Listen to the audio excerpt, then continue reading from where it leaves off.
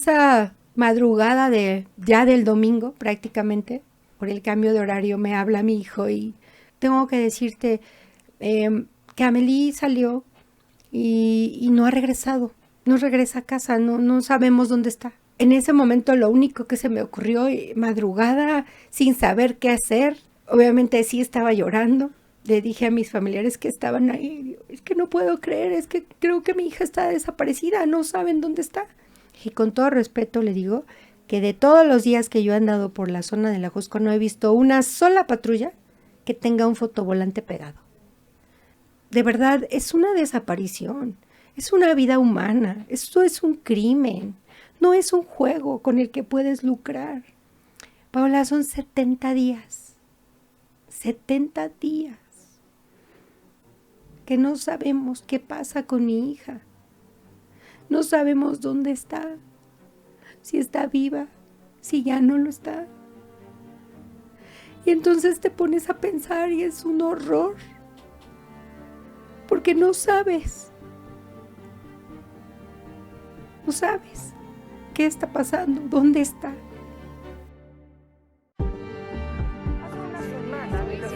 En Mazatlán, Sinaloa, hemos dado seguimiento en este espacio sobre este caso. Pudo conversar con la madre de uno de los jóvenes.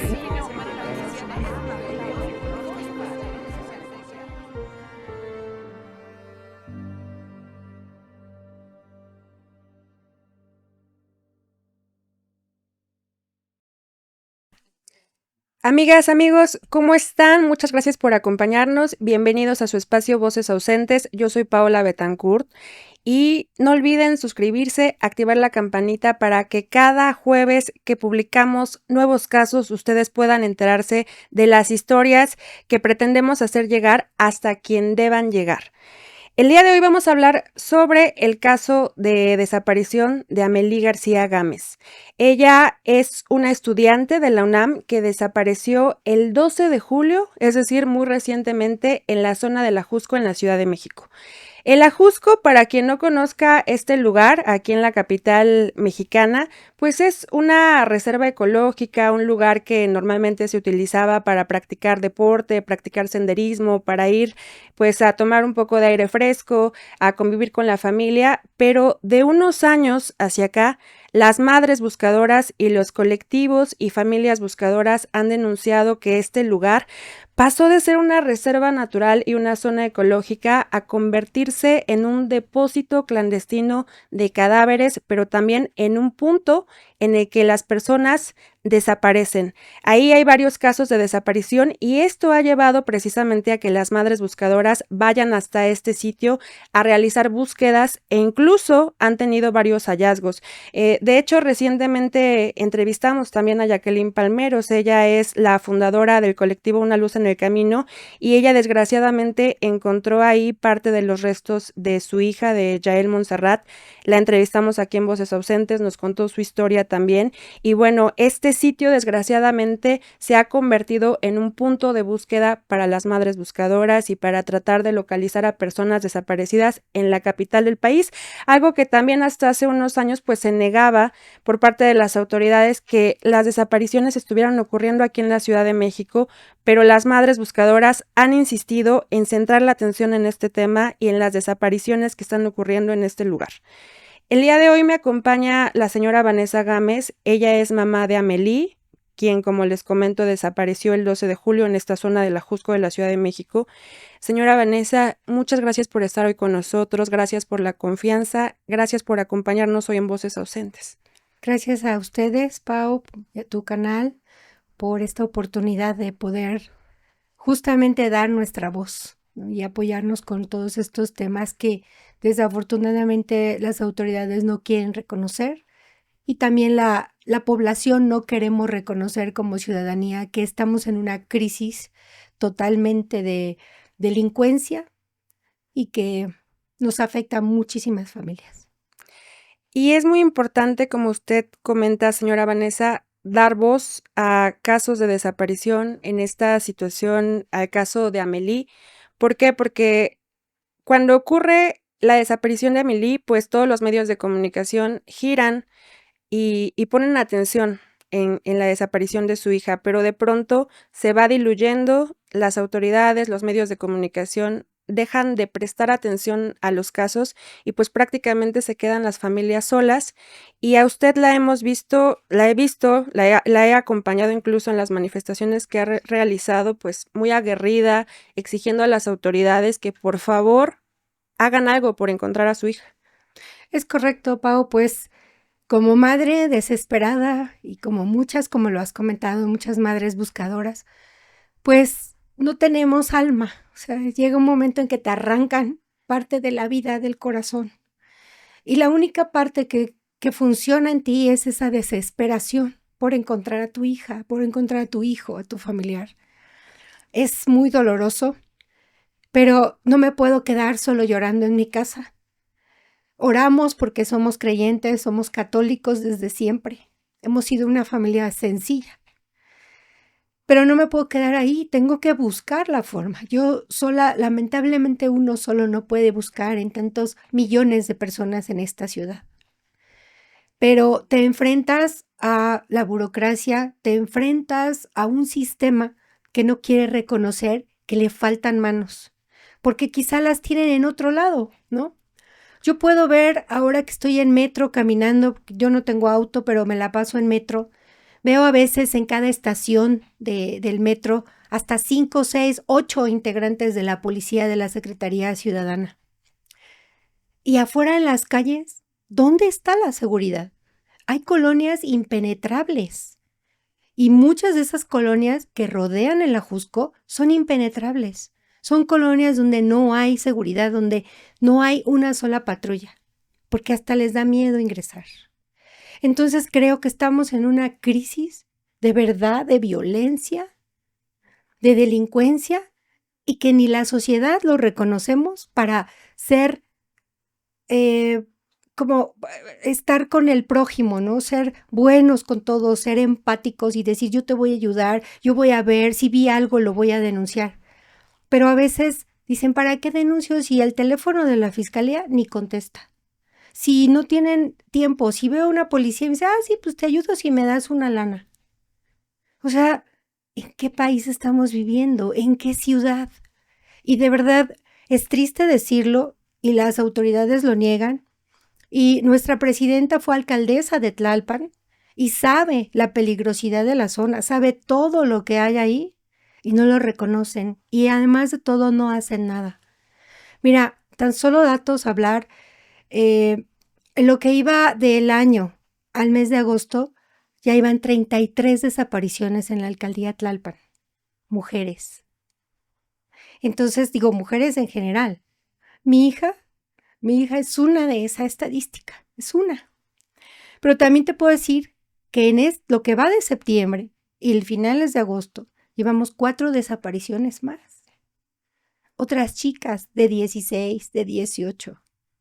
Algunas las localizan rápido. Pero ya hay otra niña que está desaparecida. Muy bonita también.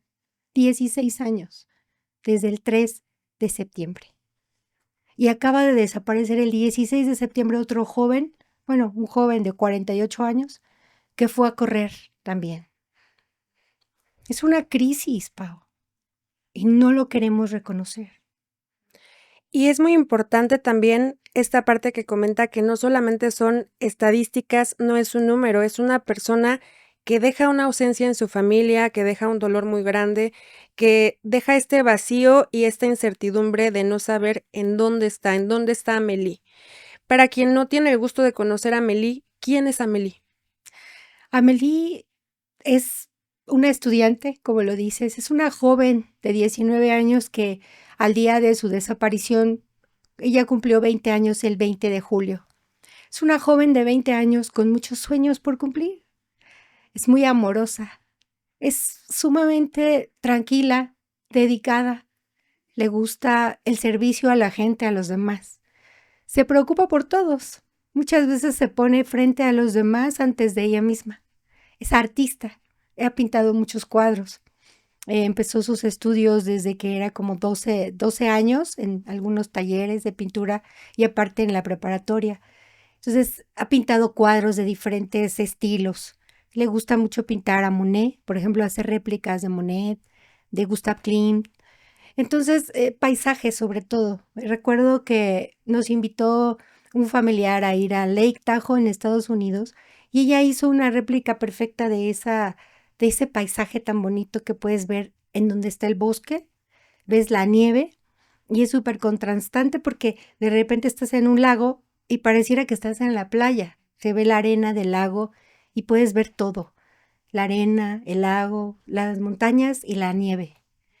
Y eso le impactó, hizo una réplica muy, muy, muy bonita. Y ya llevaba como unos 20 cuadros hechos. Y un día le dije, vente, vamos a venderlo ahí a una de las placitas de arte, ¿no? Ay, no, a mí me da mucha pena, yo, mejor no. Sí, vente, ¿no? La animé, fuimos y vendió casi todos sus cuadros. Incluso le encargaron hacer más a algunas personas que pasaron por ahí. Entonces, es artista, hace cuadros con flores, hace manualidades, collares, pulseras, siempre va con muchas pulseras en la mano. Y de repente, pues, como por parte de mi familia venimos de un pueblito del estado de Morelos, pues, aunque nacimos en la ciudad y casi toda nuestra vida la desarrollamos aquí, pues yo siempre iba hacia mi casa, hacia el estado de Morelos, ¿no? Entonces, ahí vive mi mamá y vivía mi abuela. Entonces, ellos desde niños, el hermano de Amelie y ella, siempre hemos ido hacia el lugar. Conocemos de andar en las piedras, andar en el monte, andar en las huertas, ¿no? Porque ahí hay mangos, encuentras café, árboles de café, o sea, una vida muy natural. Entonces, ella es amante de la naturaleza. Además, empezó pues a hacer escalada en la UNAM y senderismo. Por supuesto, no es una experta, pero sabe más o menos, ¿no? Y empezó a escalar también en roca de plástico. Entonces, cuando tenemos la oportunidad de visitar el vecino país, pues nos vamos a hacer senderismo. Hay muchos paisajes muy bonitos que puedes visitar.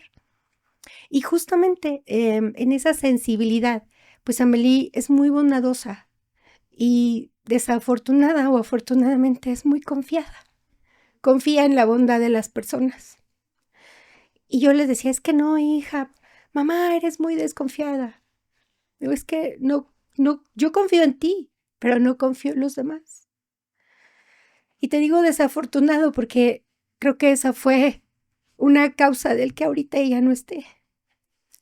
Subió a esa montaña, yo pienso y siento, porque veníamos de haber estado 5 semanas disfrutando vacaciones y hicimos senderismo. Obviamente es un país seguro, es primer mundo, en donde hay cámaras por todos lados, tienes guardabosques, tienes letreros, tienes pues senderos, ¿no? Bien marcados, internet.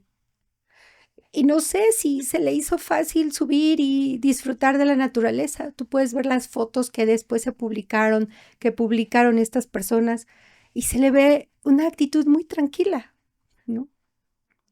Entonces, esa sensibilidad y esa bondad, desafortunadamente pues, ahora es malo, ¿no? Porque por eso te desaparece, por ser bueno y bondadoso. Yo creo que cuando uno no trae eso, pues es difícil identificarlo en el otro. Es complicado porque además por lo que cuenta, pues Amelie no se desarrollaba en un entorno en donde pues viera eso como algo común y quizá por eso, por el buen ambiente familiar y por cómo vivía, pues pensaba quizá que las demás personas pues eran igual, alguien en quien podía confiar y como dice, pues desgraciadamente al momento de su desaparición, pues quizá fue un factor que desgraciadamente benefició o afectó pues la situación de Amelie y bueno, terminó en su desaparición. Em, Usted y el papá de Amelie no están juntos, ya llevaban tiempo separados. En ese momento, bueno, antes de la desaparición de Amelie, como usted dice, ella había pasado un tiempo con usted en Estados Unidos. Ella regresa a México con su papá y su papá es quien va y la deja sobre Paseo de la Reforma a que se encuentre con este grupo de senderistas con quien iba a subir hacia el Pico del Águila en el Ajusco. ¿Cómo es el entorno familiar? ¿Cómo es esta relación familiar entre usted y el padre de Amelie? ¿Cómo es la convivencia? Pues mira, ha sido una convivencia yo diría sana, en respecto de participar en las decisiones que tienen que ver con nuestros hijos, ¿no? No te puedo decir es mi amigo, ¿no? Él obviamente está casado con otra persona, tiene otros hijos, eh, pero bueno, Amelie ama a sus hermanos, son sus hermanos pequeños y ella pues los ama, está enamorada y fascinada de cuidar a niños pequeños, ¿no? Por esa bondad, por esa amabilidad que la caracteriza. Y ustedes llevan muchos años separados, además. Sí, ya bastantes años, sí, más de 10 pero bueno, te digo, las decisiones que tenían que ver o tienen que ver, tenían por ser menores de edad, lógicamente, pues siempre eran en conjunto, ¿no? Entonces, en este momento desafortunado, cuando pasa esta situación, pues sí, yo me tuve que quedar en Estados Unidos por un tema familiar, tenemos un tema familiar allá, y por eso estaba allá, ¿no? Cuando pues es desafortunadamente me avisa mi hijo qué es lo que estaba pasando. ¿Cómo es esta llamada que le hace su hijo para avisarle que Amelie estaba desaparecida? Pues mira, lo recuerdo vago, parece y sigue pareciendo una pesadilla, pero esa madrugada de ya del domingo prácticamente, por el cambio de horario, me habla mi hijo y pues se me hizo raro porque pues, no nos llamamos así diario ni todo el tiempo, ¿no? Llamadas cada tercer día, cómo están, todo, videollamadas para ponernos al día. Pero me llama y me dice, ma, ¿y qué pasó, hijo? ¿Cómo estás?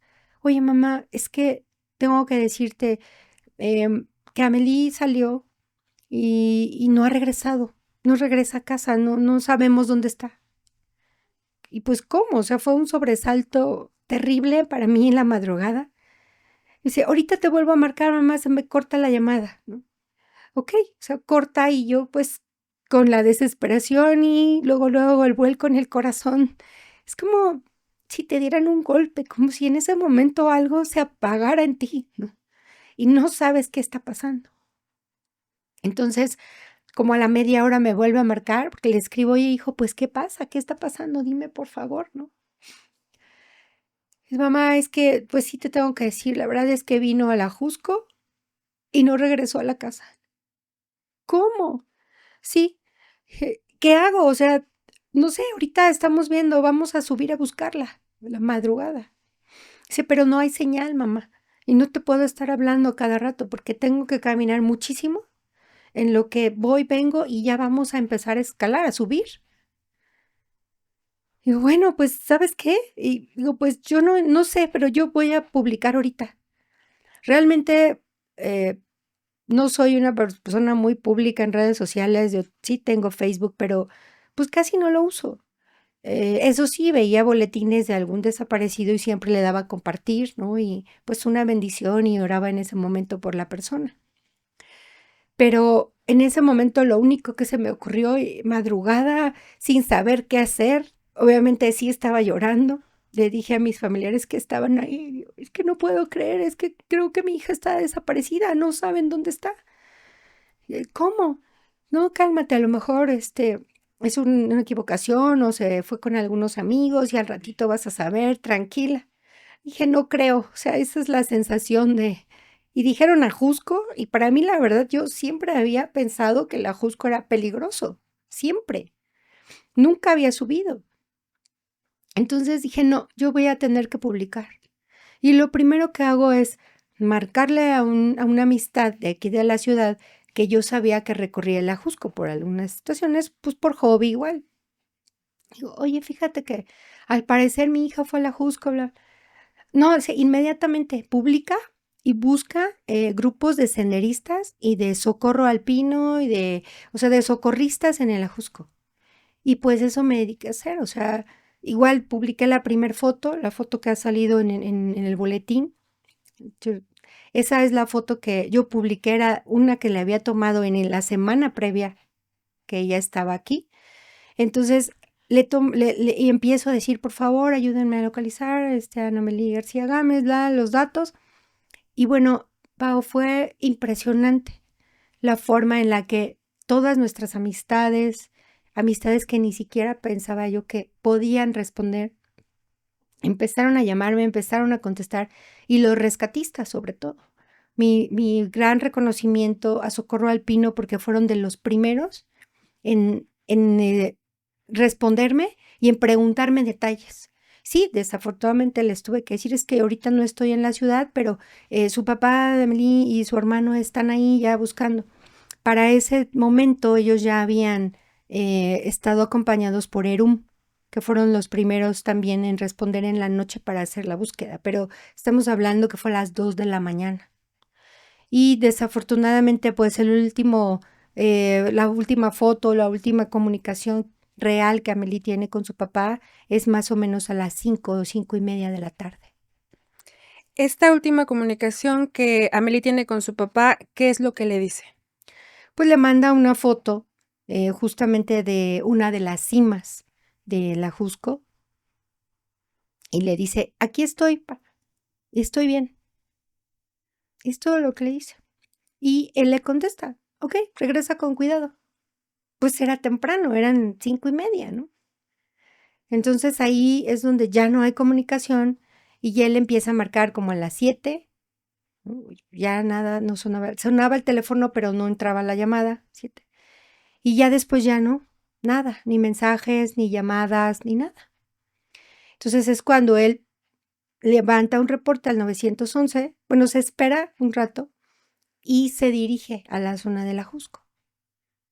Ahí un oficial le dice que pues no puede pasar porque ya está cerrado el Ajusco, ¿no? Que todo el mundo se registraba ahí y que si alguien faltaba por bajar, que ya le hubieran avisado. Cosa que no es verdad, no es cierto, ¿no? O sea, hay una Y donde está la Guardia Nacional, y entonces algo raro pasó ahí, ¿no? Esta parte que comenta es muy importante porque justamente son, me parece, los representantes de los pueblos originarios que se encuentran realizando el registro de quienes suben al Pico del Águila y a esta zona montañosa del Ajusco. Pero cuando te hacen el registro, se registra una persona por todo el grupo, por ejemplo. Solo se registra persona por persona cuando van, pues, caminando, pero cuando subes en automóvil, por ejemplo, yo apenas estuve ahí precisamente, documentando, pues, cómo está la situación en el Ajusco, Claro. y solamente de las 5 personas que íbamos, solamente una, que fui yo, me registré. Entonces, es como usted dice, no es real esto de que tengan un registro de todas las personas que suben y que tengan un control. Este acceso más bien es como para hacer el cobro de las personas que, bueno, el cobro que hacen para permitirte el acceso, pero no tanto como para tener un control y un registro de todas las personas que están deambulando en la zona del Ajusco. Y además, bueno, esta situación que comenta de que no podían comunicarse con Amelie, pues también es compleja porque es una zona difícil el Ajusco. Hay partes en las que no hay señal, entonces me imagino también por eso existía esta incertidumbre de, pues no sé si sí está bien, si no, porque pues puede que en donde se encuentre no haya señal, por eso no me puedo comunicar con ella. Y justamente, pues, en algún momento, pues, cierran el acceso. Entonces, cuando llega el papá de Amelie, pues, le dicen que ya no puede subir. ¿Y qué es lo que sucede? Pues le dicen que no y le dice, bueno, es que mi hija no ha bajado, ¿no? Entonces, o sea, o no me contesta ni ha llegado a casa. Y en ese momento es cuando él llama y hace el reporte al 911. Ujú. Y le dicen, bueno, pues es que ya no puede pasar y usted puede regresar mañana a las 8 si quiere. O sea, eso es fue muy extraño, ¿no? Entonces, bueno, sí, no sabemos, nadie sabe cómo funciona la situación ahí y pues sí, él pudo pensar, pues igual se bajó con sus amigos, se fue y ahorita se le acabó la pila y no me contesta, pues esperemos que me conteste más tarde, ¿no? Sin embargo, él, bueno, van de regreso a casa y como media hora, 40 minutos después les llaman. Oiga, señor, pues es que estamos aquí esperando para buscar a su hija. O sea, otra cosa muy rara, ¿no? Dice, bueno, ok, pues voy de regreso. Entonces, pero son horas perdidas, ¿me explico? Yo pienso que en el momento en que él levantó el reporte del 911, si fue como a las 8 o 9 de la noche, pues inmediatamente, al ser una mujer de 19 años, joven, estudiante, ¿no? Hay protocolos aquí que se llaman, ahora lo sé porque pues en todo esto he estado aprendiendo muchísimo y documentándome, protocolos que se llaman protocolos ALBA, además los AMBER, ¿no? Cuando son menores de edad, pero siempre se debe buscar con perspectiva de género y sobre todo al ser mujer joven por violencia, ¿no? Entonces, eso no pasó. O sea, las autoridades dicen que sí, que todos sus protocolos, pero la verdad es que no pasa, ¿no? O sea, si haces una llamada al 911 en esa zona que es tan peligrosa y de repente, pues, en mujer de 19 años, pues en ese momento se debería activar todo y las patrullas de la zona, ahí sí, a buscar, hacer como un acordonamiento, algo por el estilo, ¿no? Pero igual y estoy pensando porque veo muchas series del FBI o de otros países, ¿no? Pero en México eso no pasa. Y es que, como dice, las primeras horas de la desaparición son elementales para poder llevar a cabo una búsqueda. En esta última llamada que Amélie tiene con su papá, le comenta que iba con un grupo de jóvenes alpinistas, pero en algún momento se pierde, ya no encuentra a este grupo y ella sube con otras personas. Sí, es correcto. Lo que ella le dice a su papá es que, oye, ya, creo que ya me dejaron mis amigos, ya se fueron, pero voy a subir. De todas maneras, yo voy a subir, ¿no? Ok, bueno, pues a ver si los alcanzo. Entonces, eso es lo que ocurre, ¿no? Sube, no sabemos el primer grupo de amigos hacia dónde, porque el Ajusco es muy grande. O sea, ya subí, no quería hacerlo, pero ya subí un par de veces. Tan solo para ascender te tardas 2, 3 horas, si te va bien. Depende por el camino que subas. Y la verdad es que hay muchos caminos por donde puedes subir. Demasiados senderos. No solo hay uno, por eso no puede haber como un solo registro. O sea, eso no es verdad, que se registren. Entonces, no hay seguridad, no hay cámaras, hay muchos senderos. Y por ahí, pues tú puedes ver y observar que hay demasiadas casas, demasiados como tipo ranchos, pero pues también es muy curioso que haya ranchos con bardas que parecen murallas, ¿no? O sea, es demasiado raro que ahí arriba del cerro o de la montaña, porque es una montaña que tiene una altura de 3.900 metros sobre el nivel del mar, y un poquito abajo haya casas así. ¿Cómo? O sea, pues solo gente de mucho dinero podría hacer casas y ranchos de ese tipo. Entonces, pues realmente no hay, o sea, yo creo que si hay todo ese desarrollo habitacional ahí o esas casas debería haber pues más seguridad, debería haber antenas de televisión, perdón, de telefonía y debería haber pues cámaras, ¿no? De vigilancia. Entonces, no sé, o sea, sí es un tema. Es cuando sube y pues después cuando se da la alerta, vemos que empiezan a subir estas fotos, es cuando se ve cómo está tomándose una foto con un grupo, ¿no? Pero ellos no son amistades de Amélie. Fueron, un grupo que seguramente se encontró ahí y, pues, decidió como ir acompañada por ellos. Estos jóvenes, tanto sus amigos como estos chicos con quienes subió, ¿fueron entrevistados después por las autoridades? Pues se les hizo un llamado. Las autoridades están haciendo esa parte del trabajo de entrevistar a estos testigos, podemos llamar testigos o personas que pudieron ver a mi hija las últimas horas del día, ¿no?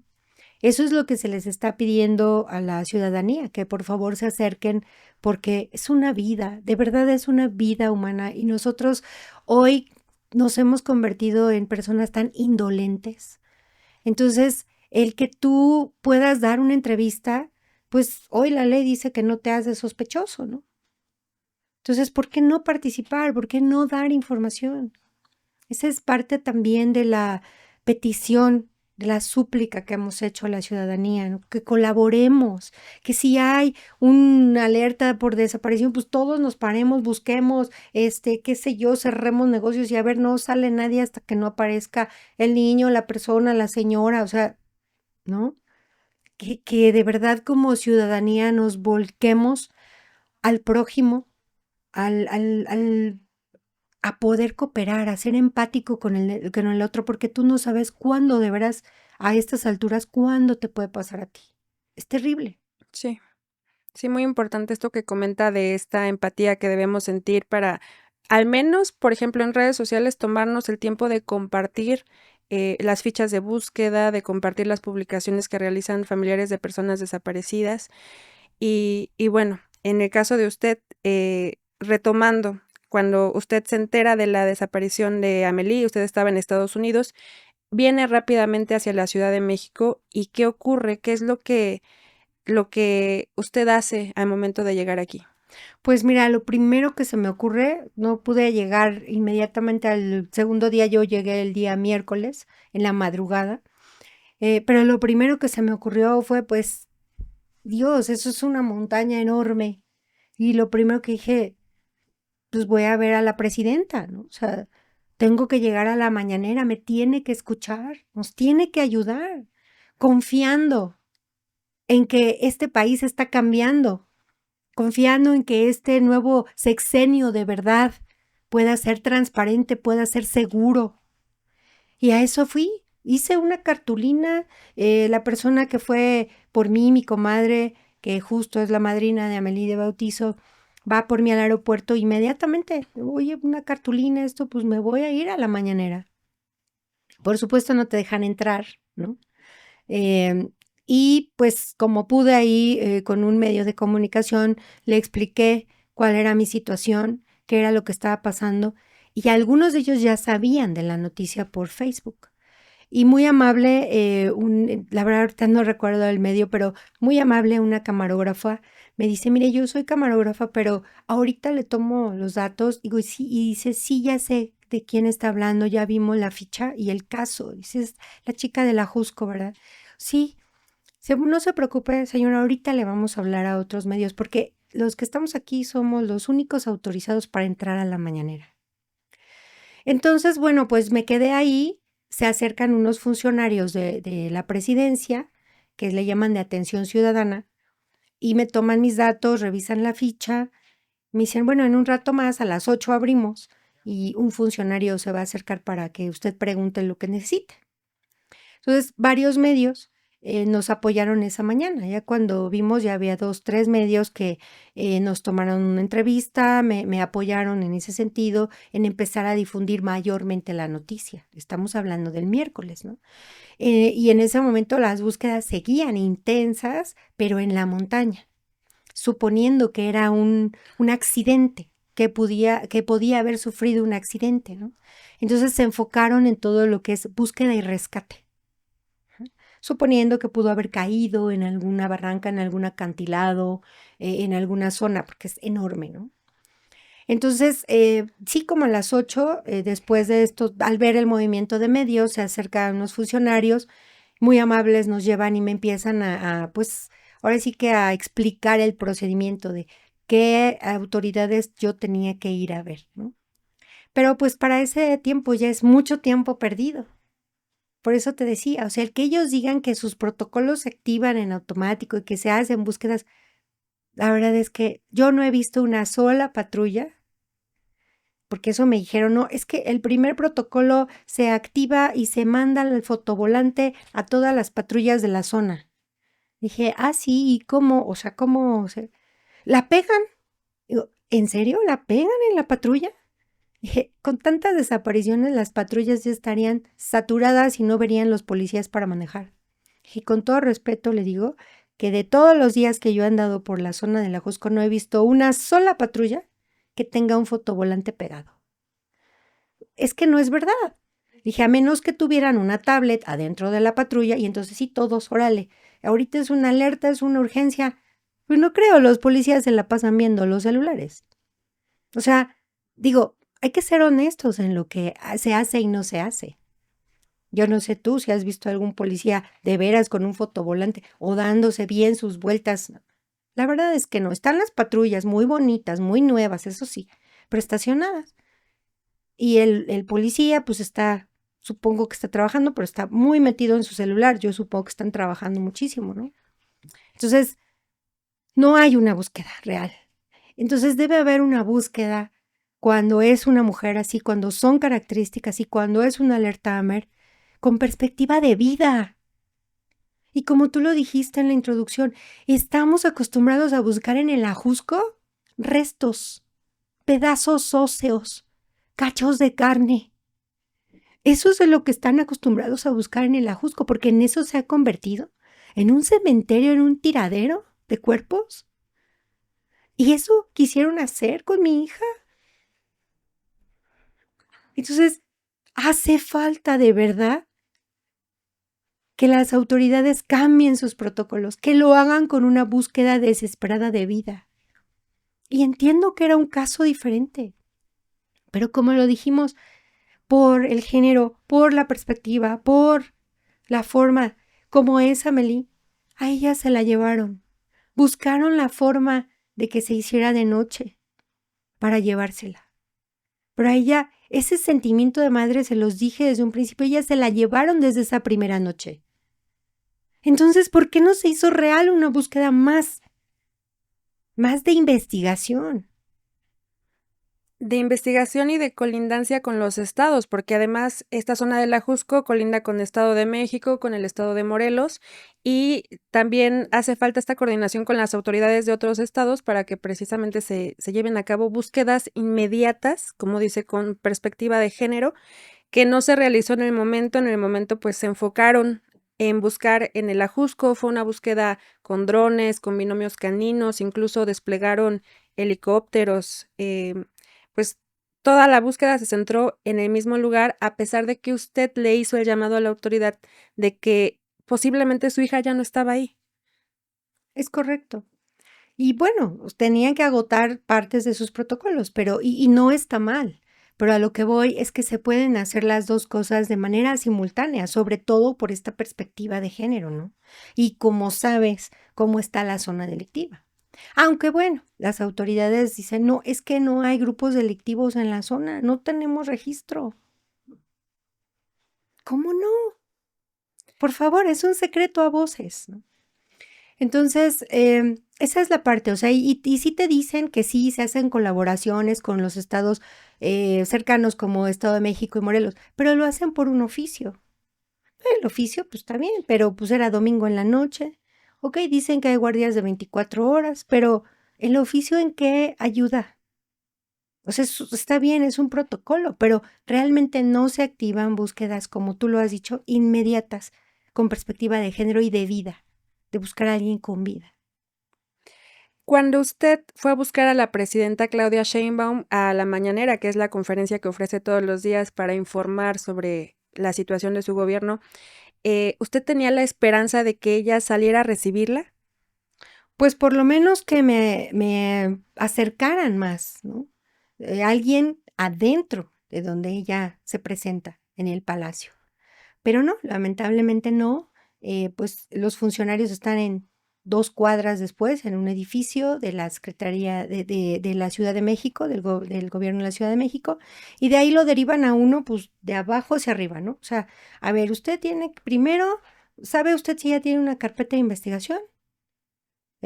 Sí, ya sé, o sea, ya la abrió el papá de mi hija, ya lo abrió, sí. ¿Tenía folio de locatario? No, sí. ¿Y ya tiene la ficha de búsqueda? Sí. O sea, en parte en eso avanzamos. Imagínate que eres una persona que no tiene algún estudio, que no sabe hacia dónde dirigirse. ¿Cómo vas a ver todo eso? Sí, fue muy amable el funcionario, eso no lo voy a negar.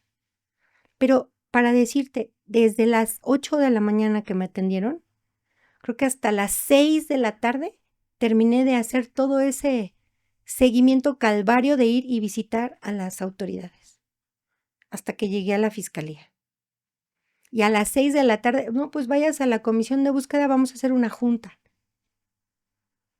Y el papá de Amelie y el hermano de Amelie, después de 2 días buscando, 3 días, pues tuvieron que llegar a esa junta en donde aparentemente había pues algunos testigos de los hechos, ¿no? Y bueno, de ahí la verdad es que pues empiezan todas las contradicciones de lo que dijo uno y por qué lo dijo y por qué el otro, y, ¿no? Inclusive de los mismos guías, ¿no? O supuestos guías, ¿no? Entonces, la información está estancada, precisamente porque pues ya era miércoles, ¿no? ¿Qué tipo de contradicciones hay por parte de los guías y de las personas que vieron por última ocasión a Amélie? Pues mira, una de las más importantes, digo, yo sé que a veces decimos cosas por ganar un rating o por, pues, entrevistarnos, ¿no? Como lo estoy haciendo yo ahorita, pero también creo que es importante hablar con la verdad, ¿no? Eh, las personas que estuvieron en una entrevista, pues dan muchos detalles y cuando la autoridad los entrevista dicen, no, pues es que ni la conocíamos ni estuvimos ahí.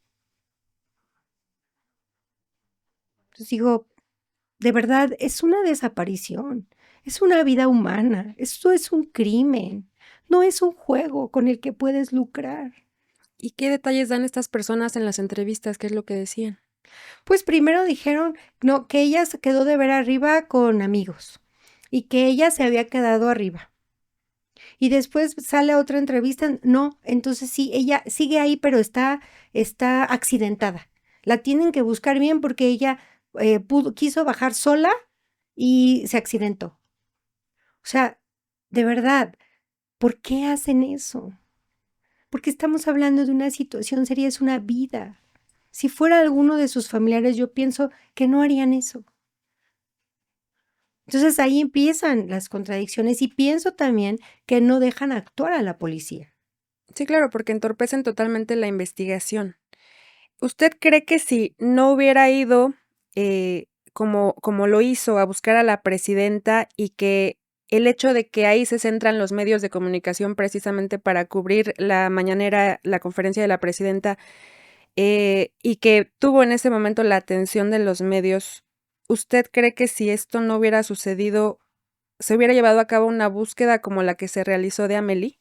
Probablemente no. Quizá fue este tema de que en ese momento acapara la atención de los medios que finalmente centran la atención en la desaparición de Amélie y también en la situación que estaba ocurriendo en el Ajusco, porque es algo que las madres buscadoras llevan denunciando desde hace varios años. Es correcto. Mira, sí debo decir, y el mérito se lo lleva en este sentido el ERUM, que respondió primero, y luego Socorro Alpino y Ujú. los rescatistas voluntarios. Que fue más la sociedad civil. Exactamente, porque entiendo que hay protocolos de búsqueda, pero la comisión de búsqueda lo hace después, o sea, se integra después, ¿no? Entonces, digo, eso lo vas viendo con el tiempo y de verdad es lamentable que uno como víctima indirecta, porque así te llaman, yo soy una víctima indirecta, ¿no? Tienes que volverte abogado, perito, MP, tienes que volverte analista de sistemas, investigador, tienes que volverte administrador de proyectos, tienes que volverte experto en minutas, tienes que volverte camarógrafo, ¿no? Para evidenciar cosas. Tienes que volverte hasta, pues, abogado, porque tienes que checar tu carpeta de investigación, porque en una de esas metieron un papel después o uno antes o sea, yo entiendo que hay que documentar, eso está bien. Y también dicen, bueno, es que sí hicimos acciones inmediatas. Ok, pero ¿dónde están los resultados? No hay resultados. Mira, el resultado es que ella aparezca y aparezca viva. Pero como está el crimen en este país y en esta ciudad, de veras es doloroso pensar mil cosas. Y esto que menciona también es muy importante porque por parte de las autoridades no se reconoce la operación de grupos criminales en el Ajusco, pero es algo que también han denunciado mucho las madres buscadoras, las células criminales que operan aquí, lo que usted comentaba que es las condiciones de este lugar que favorecen precisamente que se lleven a cabo delitos aquí, que vayan a abandonar cadáveres, que se lleven a cabo desapariciones. Em, Cuando me tocó subir, precisamente platicaba con un poblador, con una persona que se encontraba ahí trabajando, eh, llevó el ganado a pasear ahí a la zona de la montaña, y como usted dice, ahí se puede ver, pues, arriba, pues, algunas casitas, construcciones en esta zona de la montaña, y este señor me decía que ellos como pobladores de la zona del Ajusco, que en algunos momentos pues han llegado a ver bolsas con restos de personas, han llegado a ver situaciones extrañas, pero que ellos mismos no denuncian por el miedo que tienen de que los vayan a inculpar, que incluso pues cuando ocurre la desaparición de Amelie, la policía de investigación llegó a catear algunas de sus casas, pero que llegó sin orden judicial. Entonces, creo que también existe el temor por parte de los pobladores hacia la autoridad y hacia ser inculpados por un crimen que no cometieron, y también quizá, eh, pues eso los lleva a sentir este temor a no denunciar, a lo que usted decía, ¿no? De quedar, de callarse, de mejor guardar silencio antes de involucrarse en una situación, pues de alguna forma ajena, ¿no? A lo que ellos pudieran realmente tener que ver. Pero sí, tanto las madres buscadoras como los pobladores, pues si uno platica con ellos, ellos afirman que sí existe la presencia del crimen organizado, algo que no es reconocido por parte de la autoridad, y que tampoco centran la atención en este tema de poner mayor seguridad en la zona, principalmente por lo que estamos viendo que está ocurriendo y por tantas situaciones de desapariciones que ocurren ahí. Y bueno, es el caso de Amelie, ¿no? A pesar de este llamado que se hace a la autoridad, pues parece que no, pues que no les es importante atenderlo. Pues mira, también debo decir que tienen razón, tenemos razón como sociedad de tenerle miedo a las autoridades, porque, como te digo, o sea, si no hay mordida o si no hay un dinero, pues luego no te ayudan, ¿no? Pero en el caso de ellos, bueno, o sea, sí se me hace raro que hayan dicho que catearon sus casas cuando, pues, la verdad es que no había órdenes de cateo en ese día, ¿no? No, ni en ese ni en el siguiente, ¿no? Eh, a veces entiendo también que ellos viven de eso, ¿no? Viven del turismo que se acerca, de que podemos comprar gorditas, caldos de hongos, o sea, cosas diferentes, como tipo la marquesa, ¿no? Pero sí realmente también ellos están como aparte de la alcaldía, ¿no? O sea, nos comentan que es un tema comunal. O sea, ellos tienen como su propia autoridad, ellos Usos se y costumbres. organizan, exactamente, sus usos y costumbres, como la antigüedad. Pero si esta parte de que la mayoría de la gente, y más nosotros ahora que somos víctimas de un delito ahí, o decimos que es peligroso, pues también para ellos sería muy importante participar con las autoridades. Digo, porque al final sí toman recursos de la alcaldía, o sea, sí toman recursos de nuestros impuestos al final. O sea, yo por muchos años que he trabajado aquí he pagado impuestos. Entonces, sí, eso pues se deriva y por eso tenemos pues, buenas calles, aunque todas están llenas de baches, pero se supone que para eso es el impuesto que tú devengas, ¿no? Entonces, si ellos participan de esos presupuestos, pues también podrían ponerse muy de acuerdo con las autoridades para reforzar la seguridad, poner cámaras, poner más senderos seguros, hacer que la gente pase por senderos en donde sí se puedan registrar, a lo mejor una cuota de recuperación, ¿no? Pero si ellos tampoco participan y se acercan, pues ¿cómo podemos hacer que ese lugar sea seguro? Y Ujú. van a seguir sucediendo estas cosas. Es muy lamentable. Digo, las cifras no mienten, aunque a veces también las quieran maquillar. Digo, ahí viven ellos saben, ellos se dan cuenta de muchas cosas. ¿Cómo vive usted, Vanessa, esas búsquedas que se llevaron a cabo ahí en el Ajusco? Porque prácticamente es buscar una aguja en un pajar, como dice, es una zona inmensa, una zona boscosa, una zona de difícil acceso. ¿Por dónde se empieza? La verdad es que empiezas una búsqueda así con pánico. Precisamente por eso, por la incapacidad. Decir, ¿y ahora por dónde? ¿Por dónde empiezo? ¿No? Con todos los drones, con todos los perros, con los caninos, con las personas, con los expertos, con el helicóptero. Pero pues si en las primeras horas ves que por alrededor no hay, o sea, no culpo eso de verdad vimos que el recurso existe. Se vio un despliegue de búsqueda y rescate maravilloso, más de 1000 elementos. por casi 3 semanas, ¿no? 4 semanas. Pero pienso que se dejó un poquito de lado el tema de la investigación abajo. Creo que reconocer que sí tienes asuntos ahí o grupos delictivos en la zona ayuda, puede ayudar realmente si lo reconocieran, puede ayudar a que las investigaciones sean de alguna forma más rápidas. Paola, son 70 días, 70 días que no sabemos qué pasa con mi hija, no sabemos dónde está, si está viva, si ya no lo está. Y entonces te pones a pensar y es un horror, porque no sabes qué está pasando, dónde está. En estas búsquedas, Vanessa, usted estuvo acompañada también por Madres Buscadoras. ¿Cómo fue este acompañamiento o arropamiento por parte de estos colectivos? Los colectivos te arropan muy amorosamente, porque de verdad ellas sí entienden el dolor que uno siente todos los días y esto no se acaba.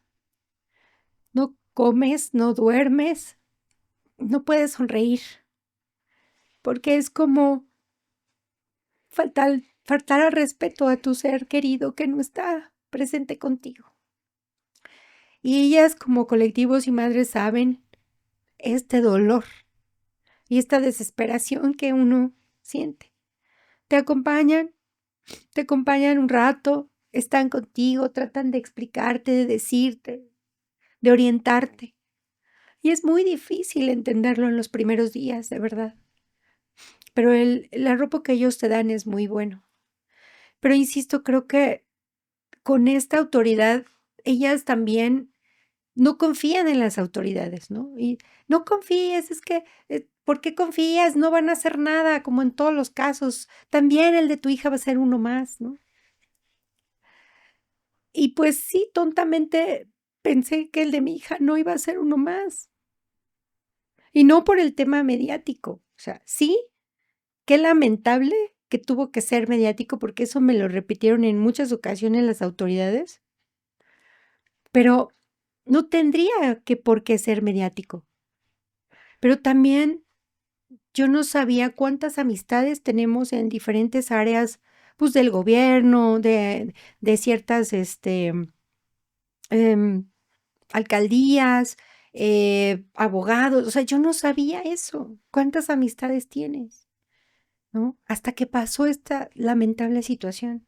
Tantas amistades de mi hija, pues mamás, papás, tíos, familiares que hemos conocido a lo largo de la vida, porque pues por esa amabilidad o esa afabilidad, pues conocemos mucha gente.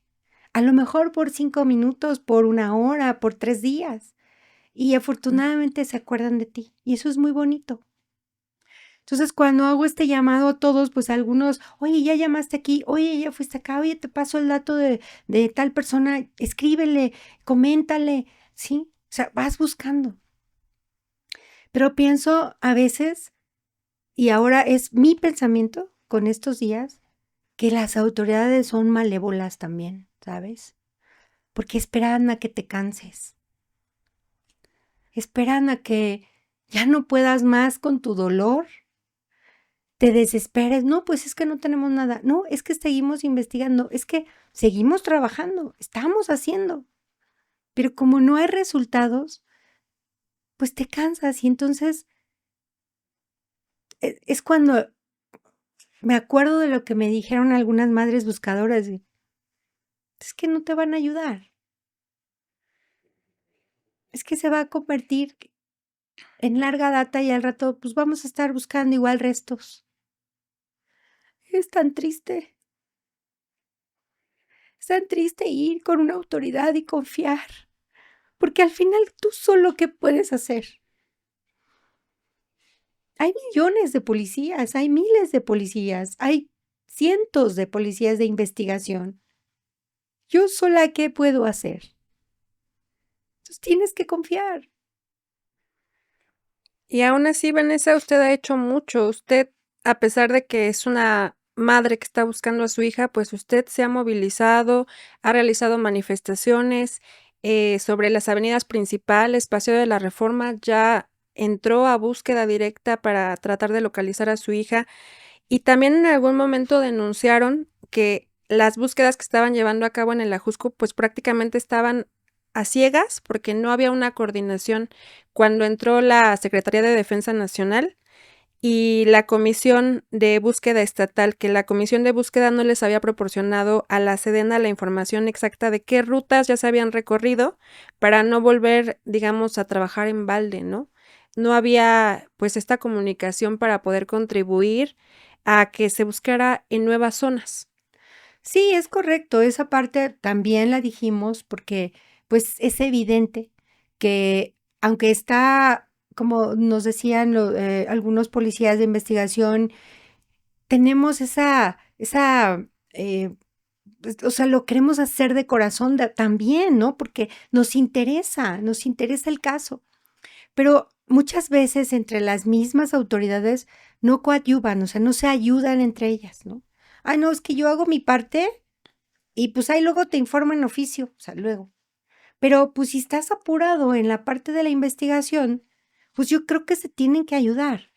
Honestamente, en este momento yo no sé si realmente funcione tener una comisión nacional de búsqueda y comisiones estatales cuando pues ellos no tienen una figura como de policía de investigación legislada o de ley, pues para hacer incluso detenciones o entrevistas o así, o sea, no tienen esa figura, ¿no? Entonces, ¿cómo? O sea, la idea es que coadyuven más de cerca para que se hablen, para que esas búsquedas sean dirigidas de acuerdo a un plan inteligente de búsqueda de acuerdo al caso. Porque de veras no todos los casos son iguales, Ujú. ¿no? Entonces te dicen, no, es que no es lo mismo buscar a un hombre que a una mujer. No es lo mismo buscar un adulto que un adolescente, niño, pero al final es una persona desaparecida. Pero al final estamos buscando con perspectiva de vida. Y a veces en el ir y venir entre que se pongan de acuerdo y no, es donde se pierde el tiempo. Esto que menciona también es muy importante porque precisamente, pues existen las búsquedas en vida y las búsquedas en campo, que es cuando ya se dedican a buscar restos óseos. En su mayoría, de la búsqueda de Amélie fue búsqueda en campo, ¿o usted qué observaba por parte de la autoridad? Como te digo, los primeros días fue búsqueda y rescate. Ujú. Son cosas que yo aprendí gracias a las madres buscadoras, ¿no? Búsqueda y rescate es de emergencia. Es, como te decía, si realmente se cayó, pudo haberse mareado por la altitud, haberse caído en algún acantilado y que las primeras 24 horas son vitales porque puedes encontrar a alguien lesionado con mucha perspectiva de que esté viva y solo esté lesionado y se pueda rescatar. Eso. Pero es en las primeras 72 horas o 24 horas, 48 horas, ¿no? Después, conforme el clima, llueve demasiado, el frío, o sea, puede incluso haber hipotermia, ¿no? O sea, si tú subiste, si las condiciones están muy mal, ahorita porque es verano, ¿no? No está tan frío, pero en otras condiciones, pues es muy rápido porque si no, llega la hipotermia. Ujú. Entonces, esa parte de búsqueda y rescate estuvo bien, porque se hizo una emergencia, por eso decían emergencia en el Ajusco, y era verdad, ¿no? Pero si vas pasando por más o menos los lugares en donde se mandaron las fotos, que ese es otro tema. O sea, si hubo fotos, pues las corroboras, ves las localizaciones del lugar y pues haces una búsqueda estructurada, de búsqueda y rescate de arriba hacia abajo, ¿no? Pero si en las primeras horas no encuentras nada, tienes que lanzar las siguientes hipótesis de que por perspectiva de género alguien la pudo haber, y si la vieron llegar y que a la mera hora no iba con amigos y que a la mera hora iba sola, por lo que dicen estos guías, pues entonces ahí sabes, tú como experto, perito, como experto investigador, si es perspectiva de género, algo más pudo haber pasado. Algún grupo delictivo, algún tema de trata, o sea, nadie lo quiere decir, pero pues también existe. ¿Y por qué no se hace ese tipo de búsqueda inteligente? ¿Ves? Entonces, sí buscaron de arriba hacia abajo, pero creo que se enfocaron muchísimo más en el tema de buscar. Entonces, se hace esta búsqueda y entonces se integran los conceptos, ¿no?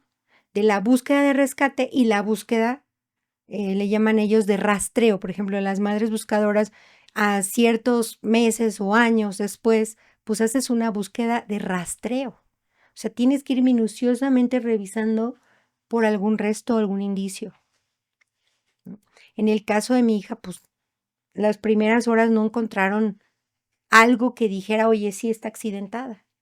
Entonces, ¿por qué no en esas horas rápido ya? O sea, tenemos que hacer otras cosas. Mientras estaban ahí los colectivos de madres buscadoras, la Sedena, Policía de Investigación, pues existía esta esperanza de que alguien encontrara a Amélie, de encontrar algún rastro sobre su paradero. Pero ¿qué pasa cuando paran la búsqueda, cuando detienen todo, cuando todo se apaga? Ese fue un momento de total desesperanza, porque dices, entonces, ¿ahora dónde está? ¿Dónde? ¿Quién pudo ver? ¿Quién se la llevó? ¿A dónde se la llevaron? ¿Por qué la gente no habla? O sea, cámaras casi no hay. O sea, fue y está siendo como un crimen perfecto, ¿sabes? Alguien lo planeó muy bien, porque no hay nada. ¿Usted a qué se dedica normalmente, Vanessa, y cómo dio un giro totalmente su vida al convertirse ahora en madre buscadora, en activista, en salir a manifestarse a las calles?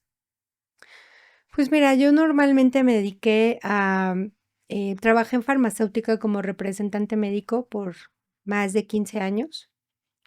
También como soy de informática, de carrera de ciencias de la informática, pues me dedico de repente a hacer temas de marketing, ¿no? De gerencia de productos. Después me entró un poco la necesidad de ayudar también a las personas y me metí a estudiar 2 años de enfermería con el fin de prolongar mis años útiles, porque pues desafortunadamente en México las empresas te corren cuando ya tienes 40 años o casi 40, 35, 40 años y más 45, pues te corren, ¿no? Es la verdad. Ya no eres para ellos atractivo y pues pierdes oportunidades de trabajo muy buenas. Entonces tuve que buscar alternativas. Dije, voy a estudiar enfermería y puedo dedicarme al cuidado del adulto mayor, que es una forma para mí de ayudar a las personas. Pero se vuelve muy complicado. O sea, aquí en México ganas poquitito como enfermero, pues no eres bien reconocido, no eres bien remunerado y cuidar o sea, cuidar a adultos mayores también te pagan bien poquitito con todo lo que tú tienes que dar, ¿no? Y con todo el esfuerzo que haces al cuidar a un adulto mayor. No es tan reconocido. Y ahorita como madre buscadora, pues todo eso se va por un lado. Te vuelves un fantasma buscando, porque hasta te ven feo en la calle, ¿no? Em, y no hay apoyos, o sea, no hay apoyos económicos, porque esta situación, aparte de que te quitan a alguien de tu familiar, te lo arrebatan y te parten el corazón y la vida y tu mundo se detiene.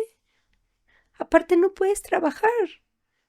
¿Cómo vas a trabajar si tienes que estar pendiente de la fiscalía? Porque no puedes dejar de ir. Porque si te llaman, porque si tú tienes que andar preguntando, porque si tienes que ir a buscar. ¿Cómo puedes trabajar así? Y además los apoyos que te dan es nada. O sea, tienes que ir a suplicar, casi a rogar por apoyos. Mi familia me ha estado manteniendo ahorita. Los que me donaron un poco de dinero. O sea, es vivir de la caridad. En verdad es tan triste que en este país no tenemos ni apoyos de eso, nada. Esta parte que comenta Vanessa me parece muy invisibilizada, es algo que normalmente no nos ponemos a pensar en cómo es esta vida paralela de las madres buscadoras, porque efectivamente, como nos comentaba usted, de alguna manera buscan las autoridades como desgastarla para que ya se canse de preguntar, se canse de insistir, de dar seguimiento, pero si no lo hace, también como que las autoridades de alguna forma, pues, ya se deslindan, ¿no? Pero también el hecho de estar tan metida, pues, detrás de las autoridades también lleva a esto, ¿no? A que muchas veces como madres buscadoras pierden trabajos, es complicado poder hacer una vida normal, es imposible prácticamente.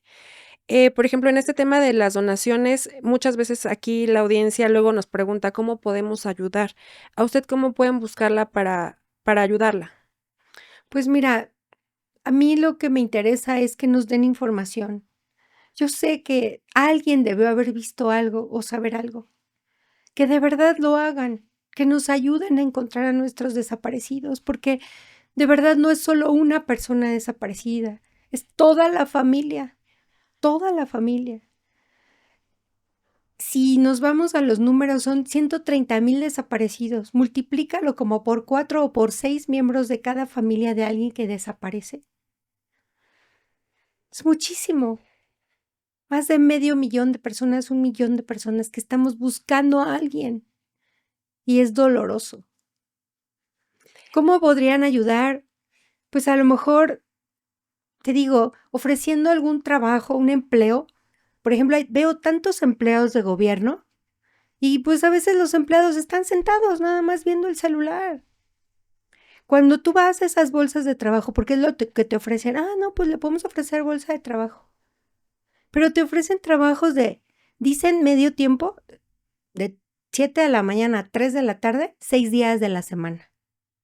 ¿A qué hora buscas? ¿A qué hora vas a la fiscalía? ¿A qué hora buscas justicia para tu desaparecido? Para tu víctima. ¿A qué hora voy a buscar justicia para Anabelí García Gámez, de 19 años? No se puede. Y por el salario mínimo. Y en donde te tienes que trasladar lejos al lugar de trabajo. ¿Por qué no las comisiones de búsqueda de la fiscalía nos dan trabajo ahí en sus edificios de administrativos? Yo que tengo una carrera y un título profesional, ¿por qué no me dicen, oiga, sabe que vengas a trabajar aquí, la vamos a contratar, usted puede desahogar ciertos acuses, alguna actividad en medio tiempo, que es de 9 a 3 para ellos, en donde tenga yo la oportunidad de seguir buscando a mi hija, de seguir yendo a darle el seguimiento con la fiscalía, con la policía, qué sé yo. O sea, eso sería apoyo. Ya ni siquiera es tanto que te den el dinero. Claro, habrá gente que a lo mejor abusa y quiere que le den los miles. No, pero pues uno también se puede sentir útil así. ¿De qué te la dan normal? Pues de limpieza. Oye, no, espérame, sí. A lo mejor estoy media imposibilitada porque mi corazón está roto, mi mente está rota porque mi hija no está. Pero todavía puedo ser funcional. ¿Por qué no te dan esas oportunidades? No, bolsa de trabajo y a ver qué le encontramos. Pues mire, como que tengo esto. La verdad, eso no es apoyo. Entonces, desafortunadamente dices que me he convertido en activista. Mira, yo no quiero hacer eso. Yo lo único que quiero es que me devuelvan a mi hija, que me la devuelvan. Y lamentablemente tener que ir a cerrar una arteria es muy doloroso para mí. Yo siempre he sido pacifista. Pero, ¿de qué otra manera te hacen caso? Ahora fuimos a Constituyentes, fuimos a buscar al licenciado Omar García Harfuch. Nos recibieron, dizque sus funcionarios. Al secretario de Seguridad. Nos pidieron confiar. Fuimos el día 10 de septiembre. Hoy es 18, ¿no? 19, perdón. Y nada, no nos han llamado para decir vamos a hacer una reunión, a ver qué. O sea, de verdad no tienen nada de información. Entonces, ¿qué otra institución tocas? Pues solamente las internacionales. Ya veremos cómo le vamos a hacer. En estos momentos, pues ya se sabe que Amelie ya no está en la zona del Ajusco. ¿Qué es lo último que ha dicho la autoridad o cuál es la línea de investigación actualmente? Pues siguen buscando pistas con la telefonía, ¿no? Entonces, yo creo que hoy su protocolo es, sí, ¿dónde? Cámaras y telefonía. Esa es como el protocolo más que ellos lo tienen como el ABC de la búsqueda. En algunos medios de comunicación se había publicado que posiblemente a Amelie se la habían llevado 2 hombres hacia otro estado. ¿Esto es correcto o se está investigando? Pues te digo, creo que es la información que dieron estos guías y pues como la autoridad dice que no tiene nada, pues supongo que la están investigando también. Y por esa razón digo, si ellos saben cosas, pues que vayan a la autoridad y por favor den la información, que la digan para que se pueda abrir una línea clara de investigación entonces, ¿no? Ujú. Es cuando la mala información hace perder todo este tiempo de recursos y estamos hablando de vidas, ¿no? Entonces, ¿qué te puedo decir? Pues hoy las líneas claras son que sí, alguien la bajó por el tema de que un binomio canino dio un rastro en las primeras horas. La cosa es quién, a dónde. Y pues están en eso, pero estamos a ciegas. Y ahí la importancia de este llamado, de que haya cámaras, de que haya seguridad, de que haya alumbrado incluso, porque tampoco hay en esa zona. Sí, Em, ¿Le gustaría enviar algún mensaje a las autoridades? sí, o sea, de verdad creo que las autoridades tienen que decir también cuando los recursos que ellos tienen son pocos. Yo creo que pueden solicitar más recursos, más MPs, más investigadores, más computadoras, más gente, pero gente capacitada, o sea, personas que tengan título, personas que sí estén entrenadas, periciales, o sea, creo que hay mucha gente que es buena y que puede participar en todas estas crisis de delincuencia que hay, pero sobre todo que pueden participar en temas de investigación. Mira, se podrían convertir en los héroes que necesitamos en este momento, en este país. De veras que sí pueden, pero no lo dicen, no levantan la mano. Ay, uy, ¿cuándo nos van a hacer caso? Sí se puede. Ahora, también reconocer que si no pueden, pues entonces que pidan ayuda a organismos internacionales. Si no pueden con las desapariciones en México, pues que le hablen al Interpol, que le hablen al FBI y van a ver qué rápido. Mira, México fue un país que entrenó, el FBI ha entrenado a policías de investigación de nosotros.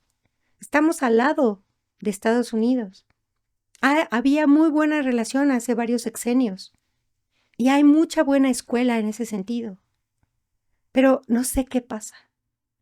De veras, no hay esa empatía real por el sufrimiento de las personas. Primero que nada, Pau, no debería haber desaparecidos. No debería. ¿Para qué los quiere el crimen organizado? ¿Por qué dejamos que exista el crimen? ¿Por qué? Eso no debería ser.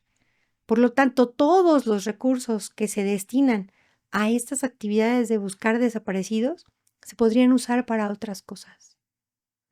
Pero qué lamentable es que no reconocen que están limitados y que no puedan pedir ayuda a otras organizaciones. Esto que comentas es muy importante, principalmente reconocer tanto que están limitados como reconocer también la situación que se está viviendo en el país, porque creo que es algo que le ha faltado a las autoridades mexicanas, reconocer la situación de desapariciones en México, que son más de 130,000 personas en el país desaparecidas, 130,000 familias que tienen un vacío, una ausencia en sus casas y que quizá porque a las autoridades pues no les ha tocado o no se encuentran en esos zapatos, por eso no empatizan con lo que están viviendo las familias buscadoras, usted como madre de Amelie, y que incluso la ha llevado precisamente a tocar la puerta de la presidenta Claudia Sheinbaum, del secretario de Seguridad Omar García Harfuch, no ha tenido la oportunidad de tenerlos frente a frente, pero si los tuviera enfrente, ¿qué les diría a ellos? Yo les diría eso, que reconozcan todas las debilidades que se han tenido en este país en los últimos 2 sexenios, que tenemos la fuerza, tenemos fuerzas armadas, tenemos muchísima policía, tenemos mucha inteligencia, tenemos universidades como la UNAM, que tienen mucho desarrollo e investigación en ciencia y tecnología, que tenemos el TEC de Monterrey, que tenemos a la UAM, que tenemos muchísimas instituciones que están en este país, de las cuales se pueden echar mano el gobierno para entrenar a la gente, para tener apoyo, y que ellos podrían hacerlo si quieren, porque este país tiene muchísimas capacidades. Somos de los mejores ingenieros del mundo, porque tenemos ingenio. Somos muy buenos para eso, para pensar, para resolver. Entonces, ¿por qué permitimos que haya crimen organizado? ¿Por qué entonces las instituciones que coadyuvan para la seguridad y el bienestar no se organizan? Entonces yo le diría a la presidenta que por favor reconozca la crisis de delincuencia que tenemos en este país, que de verdad lo reconozca, que nuestro país no es seguro, ni para el turismo internacional, ni para nosotros. Que si ella de verdad quiere hacer algo por el país, algo diferente como mujer que es, y que dicen que de las mujeres es el futuro. Pero también le diría al licenciado Omar García Harfuch, él con esa fuerza varonil podemos hacer un equilibrio perfecto. No se trata de ser totalmente feminista o machista. Se trata de ser ecuánimes. Se trata de un balance entre la feminidad y entre la masculinidad de este país. Y si nuestra presidenta es mujer, con esa feminidad, que reconozca el terror que vivimos las familias por la inseguridad. Y con la fuerza de Harfuch, acabar con esa inseguridad. Y este país sería de los primeros del mundo, sería una potencia mundial, si tan solo quisieran. Precisamente lo que falta es voluntad de atender este llamado por parte de las familias. ¿Le gustaría también enviar algún mensaje para quienes nos ven por si acaso tuvieran algún detalle, pudieran aportar alguna información sobre el paradero de Amélie? Sí, claro, por supuesto, a la ciudadanía nuevamente implorar y tocar su corazón. Incluso la gente mala que se llevó a mi hija, si la tienen, regrésenla, por favor. Pues solo puedo dar el teléfono de la fiscalía, porque mira, si uno da un teléfono de alguien, después te empiezan a extorsionar. O sea, la gente de veras aprovecha cualquier cosa para hacer maldad. Sí. Tenemos que cambiar eso también. Entonces, pues, de verdad que se toquen el corazón, porque no sabemos si algún día les pueda pasar a ustedes. Seamos otra vez como pueblo unido y podamos dar información si la tenemos. Y el único teléfono es el de la fiscalía o por nuestras redes sociales, ¿no? Donde han visto, pues ahí si realmente es información que ayuda a salvar una vida, no tienen por qué tener miedo. Vanessa, pues lamento mucho por esta situación que está pasando usted y su familia y pues esta incertidumbre que tienen de no saber hasta ahora en dónde se encuentra Amélie y también la desesperación de sentir que las autoridades no están haciendo lo suficiente por encontrarla y que de alguna forma pues tratan de cansarlos, tratan de desgastarlos, pero pues desde aquí, desde Voces Ausentes, hacemos este llamado también a las autoridades para que pongan la atención en el caso de Amélie, en el caso de los 130,000 desaparecidos que existen en el país y que no se olvide, porque como nos comentaba, se va diluyendo, se van olvidando los casos, pero las familias no olvidan, las familias persisten, las familias continúan manifestándose, continúan exigiendo a la autoridad que den un seguimiento a la investigación para saber qué ocurrió con Amélie, porque no es posible que parezca que se la haya tragado a la tierra y que no haya un dato sobre su paradero. Se sabe que se la llevaron, se sabe que ya no está en la zona del Ajusco, entonces tiene que estar en algún lado y pues es muy importante, como usted dice, que la sociedad civil también contribuya si tiene algún dato sobre el paradero, alguna información, lo pueden hacer incluso de forma anónima a los números de la fiscalía. No les cuesta absolutamente nada, simplemente aportar cualquier cosa que supieran para poder ayudar a encontrar a Amélie. Su mamá, ya lo escuchamos, está muy desesperada. Ella ha pues sido muy aguerrida, ha sido muy fuerte, la hemos visto marchando en las calles, en las manifestaciones, con lonas, con mantas, pidiendo a las autoridades pues que quiere ver a su hija, que le ayuden por favor a encontrarla, es lo único que está pidiendo y lo justo. Vanessa, gracias por estar el día de hoy aquí. No sé si quisiera decir algo más. Gracias, Pau. Pues agradecer a ti, a tu auditorio, que nos escuchen, a tus compañeros de este podcast. Y pues nuevamente, ¿no? La ciudadanía, yo sé que muchos somos buenos, muchos. Si hoy hay malos es porque alguna situación desagradable les pasó cuando eran niños. Pero de verdad, no tenemos la culpa a los demás. Que vuelquen su corazón a la humanidad que todos tenemos y que no nos convirtamos en monstruos. Y pues que Dios los bendiga y quien pueda dar información de mi hija, pues yo pienso que Dios y quizá vemos cómo se podrá recompensar porque pues yo no tengo nada que dar ahora. Solo mi agradecimiento a ustedes como medios de difusión y a la gente buena que ha orado por mi hija, que lo siga haciendo, porque a veces no hay más que confiar en Dios. Gracias, Vanessa. Gracias por la confianza para contarnos hoy la historia de Amélie, por estar aquí sentada con nosotros, regalándonos su tiempo y contándonos esta, pues, desafortunada historia que usted está atravesando de, pues, tener que insistir para que las autoridades hagan su trabajo, para poder tener algún dato sobre su hija. Admiro mucho, pues, esta fortaleza que usted tiene, porque sé que no es fácil, tener que, como usted dice, cerrar vialidades, salir con pancartas, salir con, letreros en donde, pues, usted trata de informar a toda la sociedad que su hija se encuentra desaparecida y lo único que pide, pues, es un poco de ayuda, información y que, pues, seamos un poco empáticos con la situación que ustedes están viviendo. Muchas gracias, Vanessa. Gracias a ustedes. Amigos, muchas gracias por acompañarnos el día de hoy en Voces Ausentes. Por favor, les pedimos muchísimo ayudarnos a replicar esta entrevista con la mamá de Amélie García Gámez.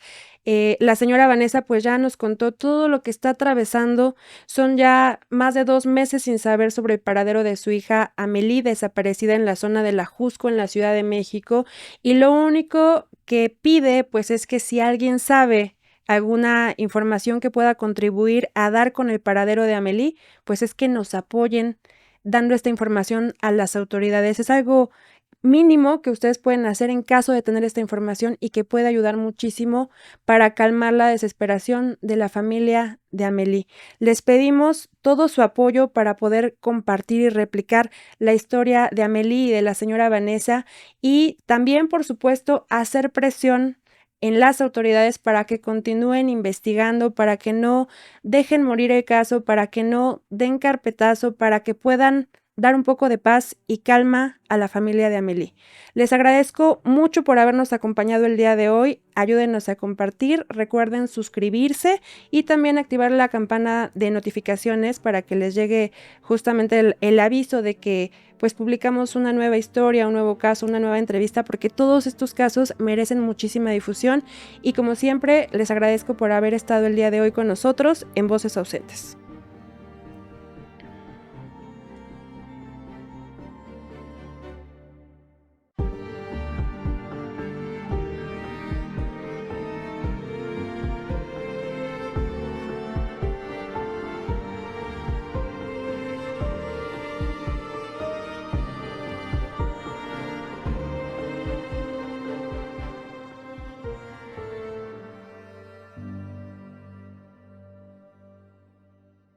Las opiniones vertidas en este espacio son de exclusiva responsabilidad de quien la emite y no representa necesariamente el pensamiento de la producción. Limpia. Mi hija estaba golpeada.